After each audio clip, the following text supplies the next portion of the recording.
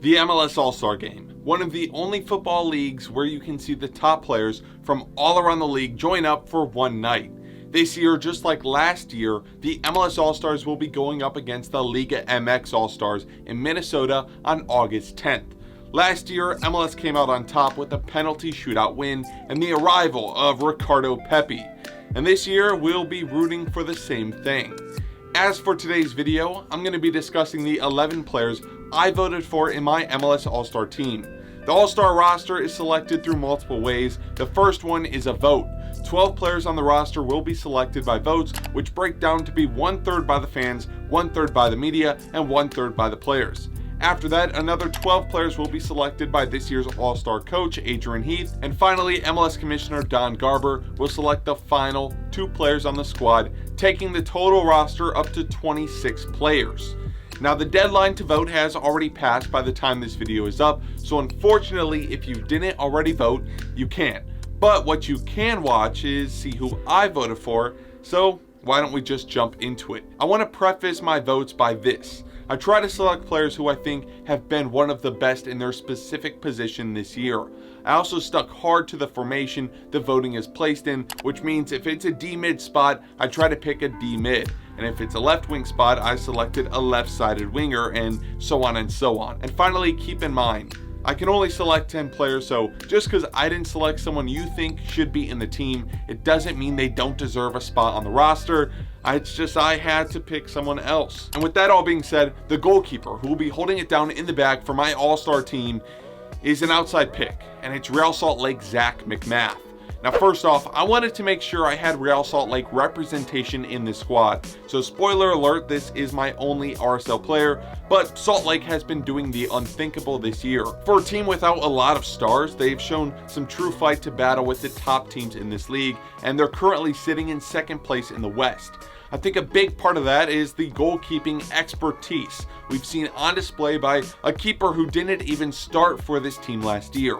McMath has played all 17 games this season for Salt Lake, a team who sits joint 4th in the least amount of goals conceded. Not only that too, but McMath doesn't just ride on having a great defense. He gets peppered with shots every game, and it shows with him leading the league in saves with 60. But even though he's faced the most shots, he holds down one of the best save percentages, sitting at 76%. Real Salt Lake and McMath have already achieved 7 clean sheets this year, only below NYCFC, and has managed to keep this RSL team at a low average of only conceding 1.1 goals per game. I know this isn't a flashy pick whatsoever, but it is so deserved. Now, moving up to the outfield positions, we're going with the right back in my team, and it's coming from New England in the form of Brandon Bai. New England have had a super slow start to the year, but they're picking up form now, shooting straight up into the middle of the playoff spots, and one of those guys who is growing with this team is Bai. An outside back with 6 goal contributions in 13 games is a really great return, and the energy Bai brings to this Revolution side is contagious when he's on the field. He may not be the like-for-like replacement for Tajon Buchanan, but he's really close and is definitely an attacking threat down the wings of this side. Along with his goal involvements, Bai ranks really high for defenders in his key passes with 26 on the year. As this team keeps pushing and growing into the season, I don't expect Bai to slow down his form, and with not too many top picks for the right back position, I'm pretty confident with Bai in my squad. On the other side of my defensive shape is a new player in the left back category, and it's Pedro Santos of the Columbus Crew. If you haven't followed Santos' progression over the past year or so, he has slowly gone from an effective left winger in this team to the starting fullback due to positional needs. Coming into the year, Caleb Porter put the faith into Santos that he could excel at this position, and he has, to be fair. The current day outside backs need to have that attacking mindset as well as covering defensively, so moving a playmaker back who has held his own on the defensive front has been a key point in this Crew side. Santos works very well in the attack with his 11 key passes on the year and his excellent work down the left-hand side, pairing up with wingers like Etienne or Ibekeme has been pretty phenomenal. His defensive work has also been outstanding, especially when you consider that this is only his first full year in this left back position. He leads the crew in duels and interceptions, as well as leading the whole league in tackles. On top of all that, he leads the league in defenders bypass per pass he makes, and a whole bunch of other ball progression statistics, according to Joseph Lowry, an esteemed writer for MLS. This crew team isn't off to the best start this year, but Santos has definitely made that left back role his own. In the center back spots, I'm going with two absolute brick walls that sit towards the top of the Eastern Conference, and those guys are Jack Elliott of the Philadelphia Union and Alexander Callens of New York City FC. Both players have been very consistent over the years, and last year I had Elliott in my team too, which kind of proves his level. Philadelphia have the best defensive record in the league, only conceding 13 goals in their 17 games. Elliott sits third in tackles on the Union and holds down one of the most successful headed duel percentages in the league. Paired with him is another top player and the one who scored the winning penalty in last year's MLS Cup. Callens brings a whole lot of composure to this back line.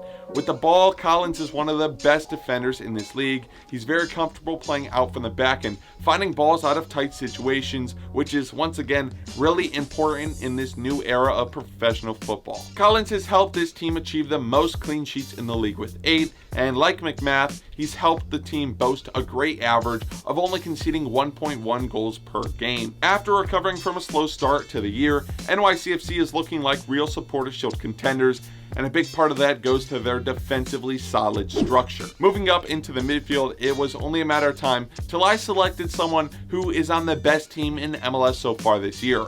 I'm taking Ilie Sanchez from LAFC in my defensive midfielder position.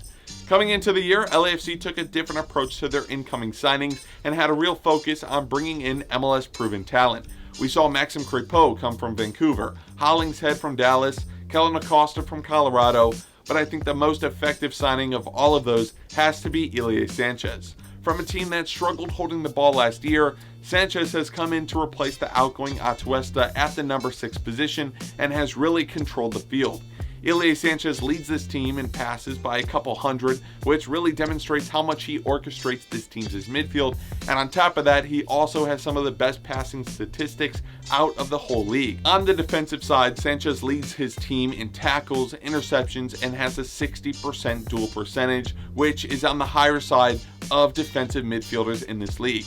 When your team's on top of the league and you are topping your team's stats, there's no doubt you are an MLS All-Star worthy player to me. Moving up into some more attacking roles, we have our first attacking midfielder in the team, and it's one I think everybody should have in their team without argument, and it's no other than Djordje Mihailovic. After performing really well last year, both Montreal and Mihailovic, they still just missed out on the playoffs. Coming into this year, questions were asked if this team could keep pushing higher or if Wilfried Nancy peaked. And the answer was they were only just getting started. At the moment of recording, Montreal are on top of the Eastern Conference, and they owe a large part of that to 23-year-old American Djordje Mihailovic. Now, Mihailovic has been injured for a good number of weeks recently, but before he was sidelined, he was on the top of the MVP race. In his 14 games so far, he was able to net 7 goals in his 17 shots, putting him at a 41.2% conversion rate. With those 7 goals too, Djordje has picked up 4 assists, which gives him a goal contribution around every 97 minutes. The great thing about Djordje though is that even if he isn't on the score sheet with a goal or an assist, he still makes a huge impact on the game where you can feel his presence. His creative passing and aggressiveness in taking players on has really put him on a whole different level this year. If it wasn't for his injury and missing the previous month of action, I have no doubt he would be leading the league in many different categories. Luckily, he should be back really soon, and I think he will 100% be involved in the All-Star game. For our partnering attacking midfielder, we're looking at someone who also sometimes plays up top. It's Austin FC Sebastian Driussi. Now, this pick really explains itself, and similar to Mihailovic, I don't know if you could build your All-Star team without including him. Currently, Driussi is leading Austin FC right up the table, where they currently sit in second place and a whopping 11 places above where they ended last season at. In this ascent to the top, Driussi has played such an important role in the attack with 13 goal contributions throughout his 17 games.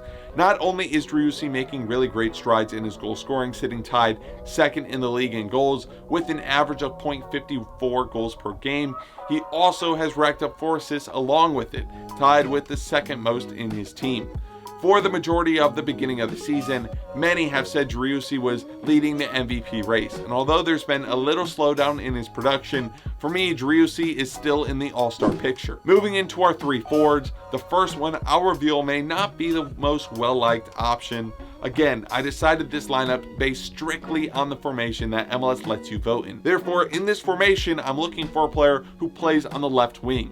Not a striker who I can put there, not a right winger who can play on the left. I want someone who actually plays on the left wing for their club. Because of that, my options are a little limited, but I finally settled on Thiago Andrade of New York City FC. NYCFC has maybe been the most dangerous attacking team in this league, maybe other than LAFC. Therefore, any of their guys up top for me are in consideration for the All-Star team. NYCFC have scored the fourth most goals this year with 31, and these goals have been pretty spread out throughout the team. Picking up 4 of those goals and 1 assist is 21-year-old Thiago Andrade. Now, there are other guys I think more worthy in NYCFC's attack that deserve to be in this lineup, like Talles Magno and possibly Tati Castellanos, but again, I'm looking for a left winger and he's my pick. Andrade has been involved in some massive results for New York so far this season, most notably scoring a big goal in their 5-4 victory over Toronto, 1 in their 4-1 thrashing of Montreal, and 2 in the 6-0 whooping of Real Salt Lake. This is a pick that I'm not married to and could be convinced to swap him out, but for now, Thiago, he's in my team. And now for maybe the biggest pick of the team, it's the striker position. Lots of very great talent up for grabs here, but there's one for me that is a cut above the others, and I think he truly deserves this spot in the team for all of his efforts. It's USMNT striker Jesus Ferreira. Coming into this year, Pepe was off to Germany, and the striker position was all for Ferreira to take. Before the season, the 21-year-old penned a new DP contract with Dallas, which was huge in the development of this team. A young player committing his future at a high level to a club in MLS is something we haven't really seen often. In return, Ferreira has scored 10 goals in 17 games and currently leads the Golden Boot race. He's really done it all, from bangers from outside the box, tap-ins, left foot, right foot, header, free kick, whatever it is, Ferreira has done it. Along with his 10 goals, he's picked up 4 assists and has been really great in the attack, whether it's dragging away defenders to make room for Paul Arriola, another bright player in this Dallas team, or just being clinical with his opportunities like he did in his 10-minute hat-trick against the Portland Timbers.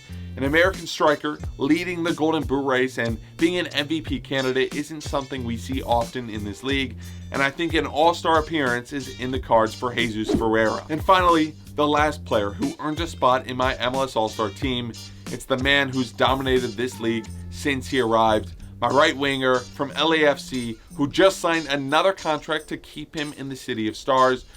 You guessed it, it's Carlos Vela. Sometimes there are just players that make you stare in awe anytime they get on the ball, and for me, one of those players is Carlos Vela. It feels as if anytime Vela is on the field and healthy, odds are he will have a huge impact in earning a win for his side. This year, LAFC is on top of the league, and there's no sign of slowing down. Vela's maybe not hitting the numbers he did in his record-setting 2019 season, but that's because he didn't have to. He's got players around him that offset his workload, and he's still able to lead this team without having to score his 30 goals in one season. In Vela's 14 games so far, he scored 6 goals along with 3 assists, putting him at a goal contribution every 120 minutes. Vela ranks 5th in the league for key passes and just has this aura around him of success. With his future solidified in LA, players like Bale and Chiellini and another rumored DP striker coming in, I can only see Vela building on these stats, and I'm envisioning a really successful season to come in LA with the possibility of at least one major trophy. And that completes my 2022 MLS All-Star team. If you disagree or agree with any of my picks, feel free to let me know. I know I probably missed out some players who really deserve to be in this team, but I could only choose 11, so don't be too harsh. Thanks for watching, and I'll catch you next time.